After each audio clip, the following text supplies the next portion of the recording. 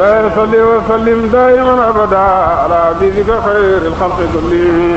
Ruuxul Adab TV xam ak xamle jàng ak jàngale yeewu yeete. Ruuxul Adab TV mooy dundal xol yi. man maa ngi tudd Cheikh Tidiane Diop ni ko sama naataango yu waxee man maay administrateur général Total Énergie yëngu it ci wàllum développement durable. Fondation bi nag biñ ko sancee ba tey am na juróom-ñeenti at ñu ngi ko sanc en 2013 suñu yitte ci fondation bi du lenn lu dul taxawu askan wi naka noonu jot nañ ci def ay jéego ci at yi passé lu jëm ci wàllum santé ak lu jëm ci wàllum formation ak éducation naka noonu sëriñ bi ren ci suñu fondation ponk yu ñu gën a yitteel mooy ponk yu jëm ci wàllum sécurité routière ndax kat dañu gis ci dëkk bi événement yi su amee lépp lu jëm ci wàllum sécurité routière accident yi dañu bare naka noonu fondation bi bëgg ci def ay jéego sensibiliser chauffeurs yi former chauffeurs yi ndax kat ñu wàññi accident yooyu beneen ponk bi mooy lépp lu jëm ci wàllum formation ak éducation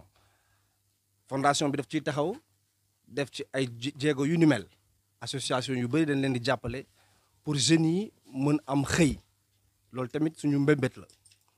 beneen ponk bi mooy lépp lu jëm ci wàllum éducation ak surtout jëm ci wàllum patrimoine mooy lu nga xamante ne ñoo ko moomal suñu bopp ndax kat dëkk boo dem askan boo dem am na lu nga xamante ne moo ko moomal boppam ak lu nga xamante ne daf ko jox gëdd ñun tamit loolu dañ ciy taxaw bi ci mujj nag mooy ci wàllum environnement sama mbokk yi wax nañ ko léegi loolu daf ñu yitteel tey Total et bu ñu ñëwee ci wàllum environnement dañ ko bëgg jaaree ci ay énergie yu set ci énergie yu set yooyu noonu wàllum solaire daf ñu yitteel moo tax rek sëriñ bi ñas ñu ne woon ci fondation bi dañuy ñëw seet si leen sàkku ci yéen ñaan ngeen jox ñu ay tettal et ci wàllum fondation bi ñu xool rek askan yu nga xamante ne yitteel nañ ko lool wàllum énergie te jàppandiwul ci ñoom ñu yeggale fa suñu lampe solaire yi. di leen gërëm te di sàkku ñaan jërëjëf ma asalaam. sëriñ bi loolu nag danaa ko baamtu ay yoon dañuy sàkku ñaan parce que yaakaar nañ ko ci yéen bu baax a baax a baax comme ni nga ko waxee délégation bi nga xamante ne Total moo ko ëmb mu def ay jéego dikk ci barab bii barab bu nga xamante ne barabu ñaanukaay la suñu directeur général Philippe Prudent moo ko jiite kii mooy directeur général bu Total soxna si nga xamante ne maanaam moo nekk ci sama càmmoñ mooy soxna Mbore Thiam moom moo yor mbooleem lu nga xamante ne ressources humaines la bu Total bu Sénégal sëriñ bii moom Cheikh Tidiane Diop lañ koy wax moom mbooleem lu nga xamante ne fondation bi daf ko ëmb moom moo ko yor Cheikh Tidiane ñu ànd ak soxna Bousso madame Fall mu nga xamante ne maanaam lépp luy communication aussi ci moom la tàbbi kii madame Fall lañ koy wax moom it moom maanaam leeral la dikke li ñuy wax solaire moom ci lay dox moom moo ko gàddu kii nag njëkkoon jël parole bi mooy ku ñuy wax Omar Gueye Serigne Omar Gueye moom mbooleem station yi nga xamante ne ñoo féete ci bët siinu réew mi moom mii moo leen yilif moom la fi Total teg mu nekk représentant ñu ànd ak nag suñuy nawle gérant xanaa jombul ne Serigne Baba Gueye ma la nga xamante ne maanaam moo yor Kaolack centre ak Léona jombul moom xam naa ne miin nañ ko ci kër gi ak Semi Diouf male ak kii di nga xamante ne Fall Bustaan la yor Total Bustaan loolu daal ci tënk bokkoon na ci lu nga xamante ne bëggoon naa ko wax nga xam ne ñii ñoo constitué délégation Total bi seet si la sàkku si ñëw ñaan ak yëglu nag parce que yëglu bi aussi ci la bu njëkk dañ daan wax Total kese léegi nag dañ cee teg Total énergie dolli boobu nga xamante ne maanaam ci énergie boobu ñu ci dolli dafa am lu mu wundu parce que bu njëkk ñun pétrole képp lañ daan def waaye dem nañu ba seetlu dab ñu gis ne maanaam jéego yi ñu teg buñ ko soppiwul suñuy sët ak suñuy sëtaat bu ñu dikkee maanaam rabi àll yi ñu fi doon fekk wala li ñu daan noyyi sax dana dem ba duñ ko fi fekk wala noyyi bi dootul baax Total nag gis ne loolu war na cee dox ay jéego jëm ci yeneen énergie yu nga xamante ne yu bokkul ak pétrole moo tax ñu sumb ci solaire sumb éolienne sumb hydrogaz sumb biomasse xeetu énergie nga xamante ne moom la ñuy wax énergie yu set yi ak solaire bi énergie yu set yu nga xamante ne bu ëllëgee njaboot gi nga xamante ne moom la ñuy bàyyi fii ci réew mi njaboot googu danañu mën a donn lu nga xamante ne luy amal njariñ askan wi la loolu daal mooy li nga xamante ne sumboon nañ ko sàkku ci ñaan dikkoon ci barab bi tey ñaan yàlla nag comme nañ ko daan defee nga xam ne ku dikk ci barab bi xam ne kër Baay Ñas am na lu fi ne te nag yitte woon nañ ko parce que ay doomi jullit lañ te comme li may wax saa su ne jullit ñaanay gàllaajam Ñas ñu ngi lay ñaan nga defal ñu ñaan asalaamualeykum wa rahmatullah. ñu ngi leen di nuyu bu baax di kontaan ci toog ak kilifa yu yem ne yéen ay borom xam-xam ay jàngkat yu am lu ñu bëgg pour seen réew parce que jàng lu mu bëri te amul njëriñ pour sa réew wax rek la comme wax yëpp la gannaaw seen xam-xam ak àgg nag dañoo bëgg a xalaat pour def dara pour suñu réew pour def dara pour avenir suñu doom yu ñëwee ak sët si bu ñëwee fekk fi loo xam ne dinañ ci mën a teg seen tànk fu ko réewoo ko ndax suñuy maam ak suñuy baay ñooñu fi bàyyi lii bu ngeen di dox ci tànk yooyu duñ mën lu dut kontaan ñaan yàlla comme ni nga ko waxee yal na yàlla àggali seen yéene yi fi mu jëm. maa ngi bëggoon laaj Total parce que man Total dama ko xamoon ci ay essence rek xaw ma kañ la agsi ci waaye firil nga ma ko bala ma koo laaj firil nga ma ko alhamdulilah te loolu yëpp mooy wone xam-xam dafay dooleeku xam-xam taxawut xam-xam boobu du dooleeku pour jëriñ nit ñi la pour nit ñi jëriñoo ko la bon nag bu ñu amee ay jàmbaar ay soldaar xeexkat ñu taxaw pour njëriñu xam-xam feeñ ci nit ñi ci domaine yi nga xam ne yëpp nit soxla na ko pour dund ci àddina bi comme ni ngeen wax éducation santé sécurité tout ça la yooyu yëpp mooy suñuy soxla itteewoo daara yi parce que daara yi itam kenn mënu leen cee génne parce que parti bu mag la ci biir Sénégal kenn mënu leen a génne su fekkee da ngaa bëgg a liggéey comme ni nga ko waxee ay patriotisme lañ ay patriote lañ ñun ñëpp a bokk réew mi donc bon lu jóg ci biir réew mi ngeen xalaatee leen ci bon itam duñ mën itam encore lu dut kontaan ci loolu gërëm leen ci ñaanal leen ci yàlla loolu ngeen yéene pour seen réew loolu ngeen yéene pour seen population yi loolu ngeen yéene pour futur loolu yëpp mi ngi ci loxo yàlla ñu ngi ñaan yàlla na ko yàlla àggale ci seen loxo yal na yàlla barkeel seen liggéey ba nga xam ne li ngeen ci bugg yéene ci njëkk a kontaan bala cee keneen a kontaan ndax booy liggéey kontaan ci sa liggéey rawatina ñeneen ñoo xam ne nag ñoom ngeen koy liggéeyal te Sénégal fi mu toll Afrique yëpp en général soxla na seeni doom ñu taxawoo ko rawatina nag doom yu am xam-xam doom yu am volonté doom yu am bëgg-bëgg doom yu am gëm ne mën nañoo soppi ñu jublu ci loolu dugg ci ak seen kattan dugg ci ak seen doole dëgg-dëgg loolu daf ñuy wone ne Sénégal mi ngi toxu mi ngi toxu ci ni meloon jëm ci neneen di pas yu yéex la sax waaye du tere gannaaw départ nañu rek ala foog yàlla dañuy dimbale ñu àgg façon bi nga xam ne moom la ñëpp di gént pour Sénégal moom la ñëpp di gént pour population bi moom la ñëpp di gént itam pour Sénégal nekk ci réew yi nga xam ne dañuy sukkandiku ci moom waaye moom dootu sukkandiku ci kenn parce que am na luñ sukkandikoo ci moom am na ay borom xam-xam yu bëree bëri ci ñaari côté yëpp xam-xamu diini xam-xamu àddina am nañ ci ay kàngam yu àgg fu nekk xam-xamu diini bi àddina bi yëpp ko nangul parce que bu ngeen ñëwoon fan yëpp passé gis gàmmu nationalité àddina bi yëpp ñëw nañ fi parce que dañoo nangul diine Sénégal moo tax ñu mën a jógee fu sori di ñëw di feetoo si yonent Yàlla Muhammad fii ci Sénégal donc bon côté boobu côté bu Sénégal réussir la beneen côté bi mooy yéen techniciens yeeg jàngkat yeeg nangam ak nangam ñi amee àddina beeg doxal ko ba tey itam ñu ngi xaar bu baax a baax di yàkkamti gis seen résultat wu liggéey pas rek ci Dakar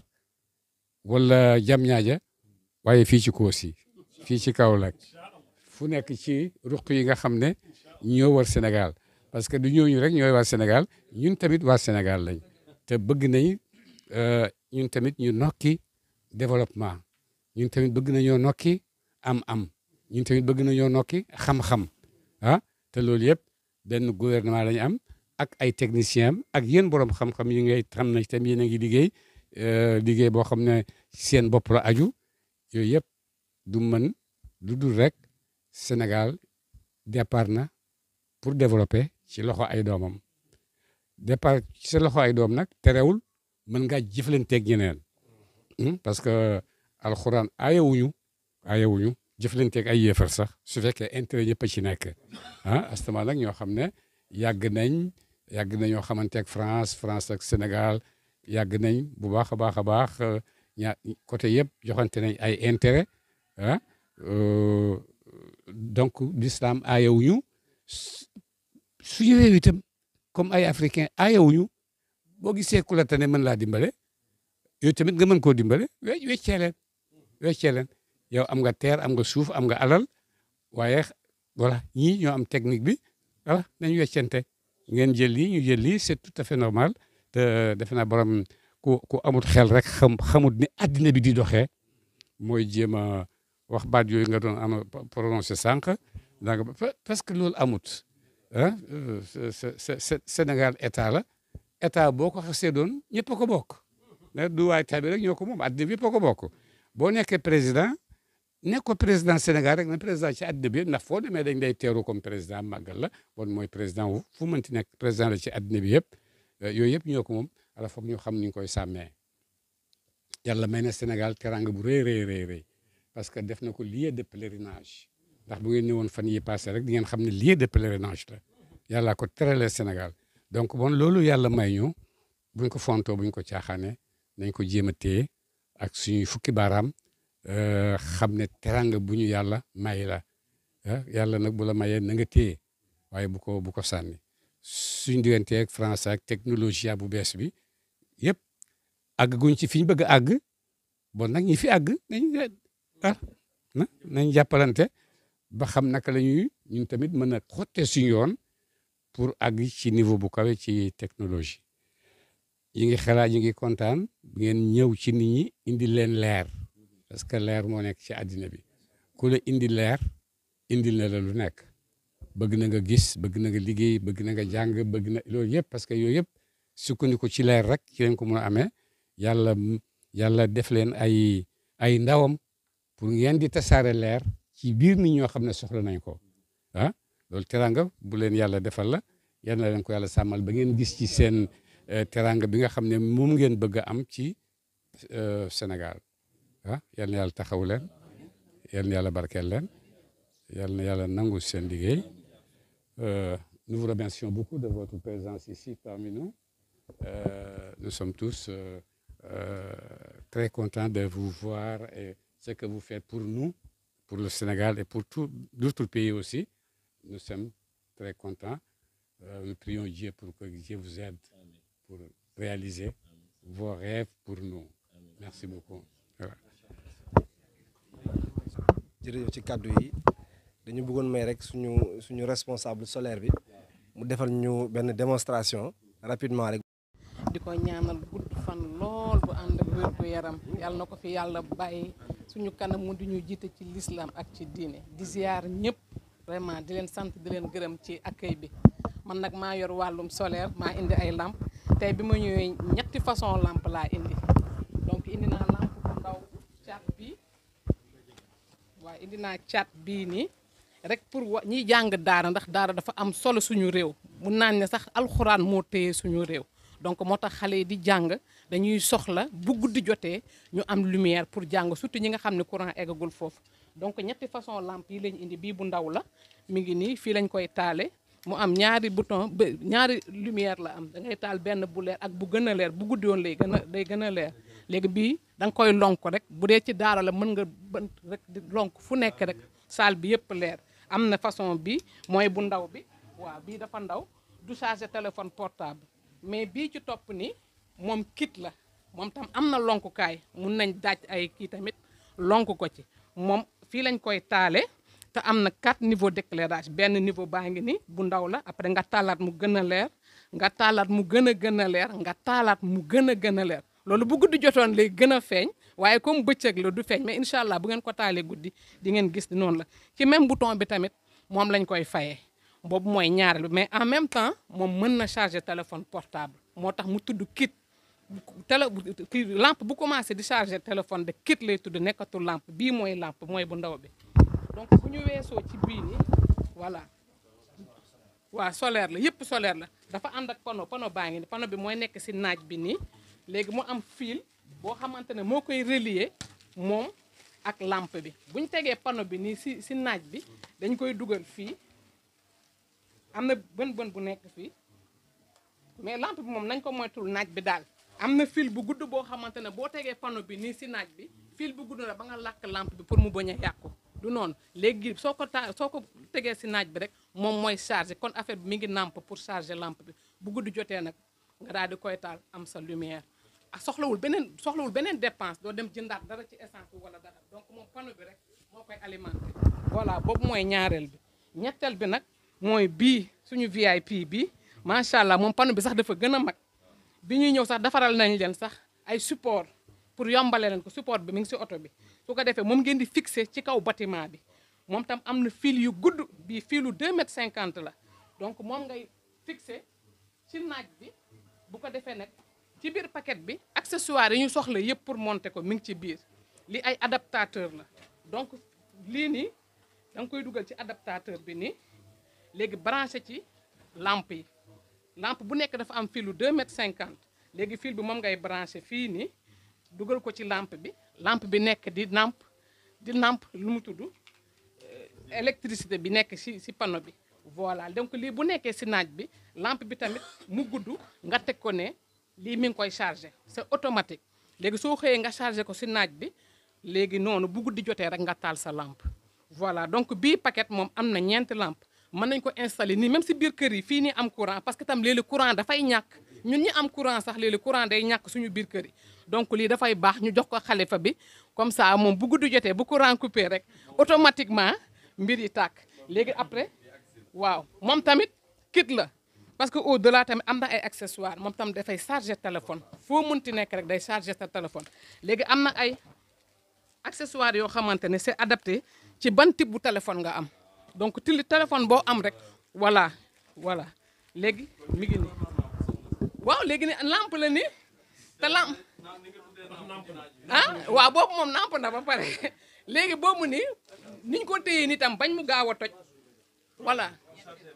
ñetti fan bu chargé mën na ëpp sax loolu mais li gën kaa néew dina def ñetti fan lu gën a néew léeg-léeg mu dem sax ba 2 semaines léegi dañuy bañ ngeen téye ko ni bu tojee rek dafay yàqu léegi nag lii nii am na benn jumtukaay bu ndaw bu fekkee da nga bëgg a doxantoog lampe bi jumtukaay bii nga koy def mu am téyekaay nga mën du la rëcc voilà nga xamante ne lampe bi ci boppam protégé nañ ko ci biir lampe bi nag démb am na fu ñu ne ma ana batterie bi bii lampe batterie bi mi ngi ci biir bii nii batterie bi lampe bi moom du yàqu mukk mais batterie bi mi ngi ci biir donc bu ñu ko branché fii muy chargé batterie bi ci biir mi ngi capter énergie bi après moom mooy alimenter lampe bi donc accessoire yi ci des yëpp mi ngi nii ça dépend mun nga bu dee kër la mun nga def benn si salle bi si néeg bi si waañ bi donc 4 lampe yëpp am na ay câble yoo xamante voilà mën na ko alimenter voilà lii lañ leen indiloon tey vraiment di am contentement lool jàkkaarloog suñu xalif bu tedd bi di ko ñaanal gudd fan lool bu ànd ak wér vraiment di ko ñaanal ci ay lampe nag la ñu commencé suñu ambition dépassé na foofu waaye looy def te amoo ci ñaan rek doo mën a àgg fu sori ñi ngi sàkku ñaan incha allah tey ci lampe la bëgg nañ def ay congélateur xam nga def ay frigo dem ba am ay centrale solaire au niveau du Sénégal ñun waa lu ñu soxla yëpp nga xamante ne vraiment parce que courant tey cher na cheraay goo xamante ni même ñun ñu nekk fi nga xam ne am na courant sax bu weer dee bu ñu indee sa facture rek day métti mais tey panneau solaire yi tey mooy dimbali boo xasee ba am ko incha allah amul beneen dépense supplémentaire booy def da nga koy installer correctement panneau bi nga orienté ko si naaj bi comme ça lampe yi mën na namp correctement dëkk bi leer jàmm na ngoy asalaamualeykum wa rahmatullah maa ngi jégalu bu wax jërëjëf maay borom leer bi waa Donc, j'ai entendu tout à l'heure dans certaines discussions qui m'ont beaucoup interpellé, des commentaires autour de notre changement de nom et de notre changement d'image. Parce que récemment, il y a environ un an, un petit peu plus d'un an, notre société a décidé de changer de nom et de changer d'image. Pourquoi ça? Pour illustrer auprès de tout le monde la nouvelle ambition de notre compagnie. Cette nouvelle ambition qui consiste à se diriger vers les nouvelles énergies, en particulier les énergies renouvelables, tout ça pour contribuer à la lutte contre le réchauffement climatique, qui est devenu un sujet majeur dont tout le monde parle et qu'on ne peut pas ignorer. Voilà. Donc dans cette discussion que j'ai entendue tout à l'heure, on mentionnait Total Sénégal. Total Sénégal qui est présent au Sénégal depuis 1947, aux côtés des Sénégalais, pour participer au développement du pays dans tous les domaines. Évidemment le carburant, le gaz. Nous avons initié la butanisation ici au Sénégal. On est évidemment très fiers de ça. Et puis aujourd'hui, on a rajouté à Total un autre nom, Énergie. Donc on est devenu Total Énergie. Et j'ai entendu tout à l'heure, on avait un nom, maintenant on a un nom et un prénom. J'ai essayé de saisir ça. Alors, au petit bémol près que, en fait, c'est le même nom puisque le nom et le prénom sont collés. C'est Total Énergie collé. Voilà. Donc, quand il y a un changement comme ça dans une grande famille, puisque nous sommes une grande famille, on est tenu d'aller l'annoncer à nos voisins, à nos voisinages, à nos amis, à nos clients, à toutes nos contreparties. Et comme vous le savez, notre société est présente dans tout le Sénégal. Finalement, tous les Sénégalais sont nos voisins, sont nos amis, sont nos partenaires. Donc aujourd'hui, on a choisi de venir à Kaolack à votre rencontre. Et encore une fois, merci de nous recevoir. Mais c'est pour vous expliquer un petit peu quelle est cette démarche, qui nous sommes devenus finalement et qu'est-ce qu'on veut faire plus tard. Donc je l'ai dit, c'est se tourner vers les nouvelles énergies. Donc on s'appelle Total Énergie, on a un nouveau logo, une nouvelle identité visuelle. Et dans cette identité visuelle, en fait, illustre parfaitement le chemin que l'on veut prendre. Alors, je vois un logo sur le t-shirt de mon camarade, de mon collègue. Donc, vous voyez tout simplement un T et un E. C'est un T et un E comme Total Énergie. Et vous voyez que ça ressemble comme un chemin. Il faut voir ça comme un chemin. Et nous, on appelle ça le chemin des énergies.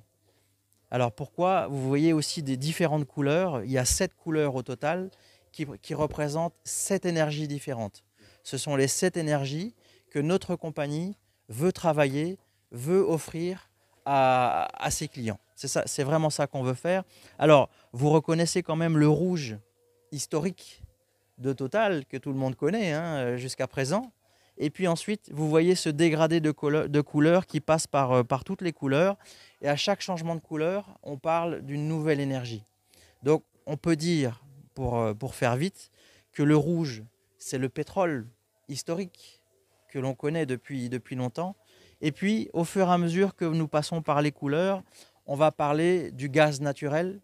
Alors, le gaz naturel qui est un sujet majeur au Sénégal, puisque c'est un produit d'avenir et d'une source de grand développement pour le pays. Donc le gaz naturel, c'est extrêmement important. Et puis après, vous avez toutes les autres couleurs. Je ne vais pas les faire toutes, mais il y a l'hydrogène, la biomasse, l'éolien. Et puis pour finir, il y a le jaune. Et le jaune, pour nous au Sénégal, c'est important parce que c'est le symbole du soleil. Donc, qui dit soleil dit énergie solaire, exactement. Et alors, plutôt que d'en parler très longtemps, parce que ça reste tout ça, ça reste très finalement conceptuel, nous on a préféré venir vous montrer de quoi il s'agit. Pourquoi il y a du jaune dans notre logo? C'est parce qu'on veut mettre à la disposition de tout le monde l'énergie solaire. Voilà. Et alors aujourd'hui, symboliquement, parce que tout ça, finalement, ça ne reste que symbolique, nous sommes venus avec un certain nombre de lampes solaires pour les offrir à votre communauté et en particulier aux gens de votre communauté qui ont vraiment besoin d'énergie solaire, de lumière, s'ils n'ont pas toujours accès au réseau électrique, etc. On comprend ça. Donc, ma collègue Astou vous a fait une petite démonstration de ces lampes solaires. Et donc ça, pour nous, c'est vraiment l'illustration tangible de qu'est-ce qu'on veut faire avec ces énergies, et en particulier l'énergie solaire. Il faut que vous sachiez que dans le monde entier où on est présent, on est en train de réaliser de grands projets solaires. Donc on appelle ça des grandes fermes solaires. Donc ce sont des milliers et des milliers et des milliers de panneaux solaires. Évidemment, là, on vous montre des lampes solaires, mais il y a des installations qui sont énormes et qui fournissent beaucoup, beaucoup d'énergie. Eh bien, on serait capable de faire la même chose au Sénégal. Si on nous en donne l'opportunité, on sera capable de le faire. C'est certain. Et on a envie de le faire. Voilà. Donc, je ne voudrais pas parler beaucoup plus longtemps, mais vraiment, je vous remercie. Et on était un petit peu venu chercher votre bénédiction parce qu'on est en train de démarrer une nouvelle histoire. L'histoire s'est toujours très bien passée depuis 1947 jusqu'à aujourd'hui. Et ce que je dis à mes collègues, c'est qu'aujourd'hui, on prépare les 75 ans qui viennent. Et les 75 ans qui viennent, forcément, s'inscriront dans les nouvelles énergies, les énergies renouvelables. Et c'est ça qu'on veut faire avec vous. Voilà. Merci beaucoup. Bismillahir Rahmanir Rahim. Rabbi ishrah li sadri wa yassir li amri wahlul uqdatan min lisani yafqahu qawli. Sëriñ bi ñu ngi leen di nuyu di leen ziara te di leen delloo seen wàccuwaay. dañ fi ñëwoon tey àndaaleeg délégation Total Énergie dañuy yëngu ci wàllum fondation ak fondation bi day yëngu lépp ci wàllum social. suñu délégation bi nag ñi ko jiital mooy suñu directeur général bi taxaw nii monsieur Philippe Prudent ñu ànd ci yeeg suñu yeneen naataango suñu directrice des ressources humaines bi tudd soxna Mbore Ndaw Thiam mi taxaw nii ñi ngi ànd ak it suñu responsable communication soxna Ndey Fatou Kassé ànd it ak suñu responsable solaire ak suñu responsable chef de région bi tënk station yu nekk fii Kaolack yëpp moom mooy seen patron. délégation boobu ñoo leen ñëw seet si tey sëriñ bi ndax dañu bëggoon ñëw nemmeeku daara yi ci wàllum fondation bi dañuy liggéey ci wàllum social ak lépp lu mën a yitteel taxawu ndaw ñi taxawalu social daf ñu amal solo. donc te daal ñu xalaat ni daara yi soxla nañu lumière bu ñuy jàng alquran bu ñuy jàng xam-xam. ñu ne daal dañuy ñëw fii seet si sëriñ bi ci sëriñ bi lañ jógee léegi jëlee ci moom ak ñaan ak tegtal mu yebal ñu fii ñu ñëw pour indi fi lampe solaire pour don ñu ngi leen di sant di leen gërëm te di leen ziar jërëjëf. alhamdulilahi rabbil alamin ñii ñoom seen ñaan yàlla moo ko amee ndax dañoo ñëw pour lu dundal alquran. macha allah. alquran nag alquran yàlla la yonent yàlla muhammad sallallahu alayhi wa sallam ci moom la jaar jëm si jaami yàlla yi lépp loo xam ne luy jëriñ jaami yàlla yi mu ngi ci lu leen di lor mu ngi ci lii ngeen indi nag luy jëriñ jaami yàlla yi la lu leen di puusal lora ngi ci ndax leer bu amee lépp luy yàq daf koy sori. macha allah. bon yéen da ngeen a jóg pour taxawal alquran samp ko dëhëral ko ci loolu ñu ngi leen di ñaanal yal na leen yàlla dimbale li ngeen xamee yal na ko yàlla barkeel yéen ñi ciy liggéey kenn ku nekk yal na yàlla def ci moom kàttanam ba fu ngeen bëgg xegg ngeen xegg fu raw foofu comme ni nga xamee ne alquran ba mu taxawee di wàcc ca Màkka dañ ne duñ ko fi jàngee bàyyi ne